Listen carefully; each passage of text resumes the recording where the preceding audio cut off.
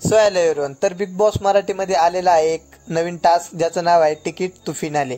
तर या व्हिडिओमध्ये आपण जाणून घेणार आहोत बिग बॉस मराठीमधील काही लेटेस्ट अपडेट। मी आहे अक्षय पगारे, तुम्ही बघत आहे पगारे न्यूज।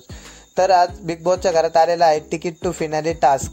तर तुम्हाला तर माहितीच आहे बिग बॉस मराठीमध्ये टोटल सदस्य राहिलेले आहे 7 सदस्य। तर या टास्कमध्ये निक्की एलिजिबल नाही आहे, निक्कीला हा टास्कमध्ये खेळता येणार नाही। तर निक्कीला हा टास्क खेळता येणार नाही म्हणजे निक्कीला तिकीट टू फायनलचं तिकीट पण मिळणार नाही।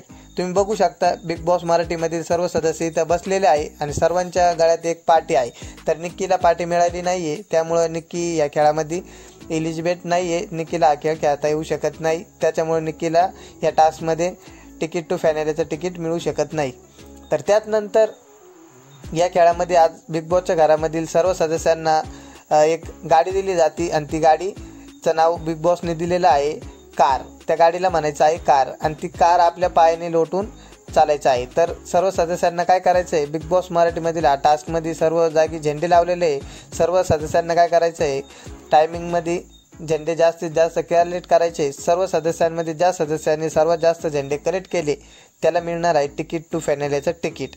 तर या टास्कमध्ये एक खूप मोठा इश्यू झाला आहे। तर गाडी चालवत राहत्या डिप्पी दादा डायरेक्ट गाडी चालवता पडता। तर त्यानंतर डिप्पी दादा डायरेक्ट बोलत्या आई ग।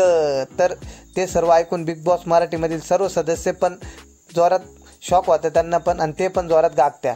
तर तुम्हाला तर माहितीच आहे आता डिप्पी दादा पडले म्हणजे डिप्पी दादा पण या खेळातून बाद झाले आहे। तर त्यानंतर टोटल राहिलेले आहे 6 सदस्यामधून 5 सदस्य। तर डिप्पी दादा तर बाद झाले आहे। तर त्यानंतर आता वर्षाताईंनी कलेक्ट केलेले आहे 19 सर्वात कमी झेंडे। तर वर्षाताई पण या खेळातून बाद झालेले आहे। तर आता उरलेले आहे टोटल 4 सदस्य, त्याचं नाव आहे अंकिता, सूरज, अभिजित आणि जान्हवी। आता या 4मधून एक सदस्याला मिळणार आहे तिकीट टू फायनलचं तिकीट। ज्याला तिकीट मिळेल तो डायरेक्ट फायनलमध्ये पोहोचल।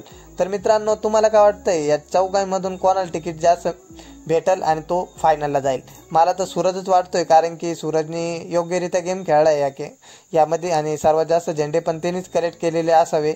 आजच्या भागामध्ये आपल्याला कळणारच आहे। आणि तुम्हाला वाटत असेल सूरज चव्हाण बिग बॉसचा फायनलमध्ये जाईल हे कमेंट करून नक्की सांगा आणि व्हिडिओ लाईक करा। आणि तुम्ही सूरज चव्हाणचे फॅन असाल तर आपल्या चॅनलला सबस्क्राईब करा, लाईक कमेंट शेअर करा। धन्यवाद।